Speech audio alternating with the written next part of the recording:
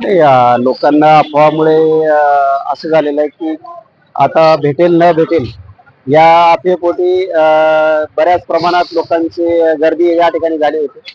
लोकांना समजावून सांगण्यात येत आहे, लोकांना व्यवस्थित माहिती देण्यात येत आहे की बाबा पेट्रोल आणि डिझेलचे अशी काही एवढी काही कमतरता नाही आहे, बरं मोठ्या प्रमाणात आहे. कोणीही डबे वगैरे घेऊन येऊ नका. आणि पेट्रोल आणि डिझेल मुबलक प्रमाणात भेटेल सर्वांना. अफवावर कोणी विसरून हे करू नका, विश्वास ठेवू नका. याबाबत सर्वांना सांगण्यात येत आहे. बारड पोलीस स्टेशन तर्फे आम्ही सर्वांना विनंती करत आहोत की अफवावर विश्वास ठेवू नका, सर्वांना मुबलक प्रमाणात भेटेल. पोलीस फोर्स बऱ्याच दोन्ही पेट्रोल पंपावर मुबलक प्रमाणात लावण्यात आलेला आहे. योग्य तो बंदोबस्त आहे.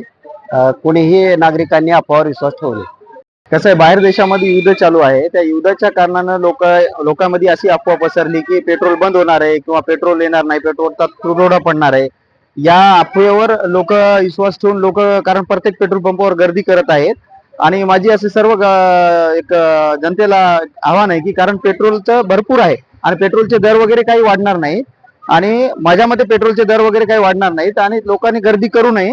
आणि पेट्रोल प्रत्येक पंपवर पेट्रोल आहे, ही कोणीतरी अफवा पसरत आहे. या अफवेला कोणीही बळी पडू नये. कारण आपण गर्दी करत आहात की पेट्रोल संपणार आहे, पेट्रोल वगैरे काही संपणार नाही. सगळं सुरळीत चालू आहे. त्यासाठी सर्व जनतेला मी आवाहन करतो की कारण पेट्रोलचा तुटवडा पडणार नाही किंवा पेट्रोल महाग होणार नाही, तरी कोणीही अशी गर्दी करून पेट्रोल भरण्याचा प्रयत्न करू नये. ही अशी अफवा पसरलेली आहे आपल्या गावामध्ये की पेट्रोल उद्या त्याला बंद होईल. म्हणजे आम्हाला आता एक घंटा लागला पेट्रोल पंपावर यायला. ही पेट्रोल भेटणार नाही उद्या. हे एक घंटा लागलाय आम्हाला. उद्या पेट्रोल भेटला गेलं तर शेतकरी माणसं आम्ही, तर उद्या काय करणार आम्ही पेट्रोल भेटला गेलं तर? जिम्मेदार कोण या गोष्टीचा? असा निष्कर्ष आहे आमचा. उद्या आम्हाला युद्ध, आता 2-3 देशाचे युद्ध चालू आहे असे अफवा पसरली की समजा गावामध्ये पेट्रोल उद्यापासून बंद आहे. असं पेट्रोल भरपूर आहे तरी मी अशी अफवा का पसरली ते लोक ते काही कळना आले की उद्या आम्हाला दवाखान्यात जायला असला, सिरियस पेशंट असला तर पेट्रोल नसेल तर आम्ही काय करणार? याचा जिम्मेदार कोण आहे?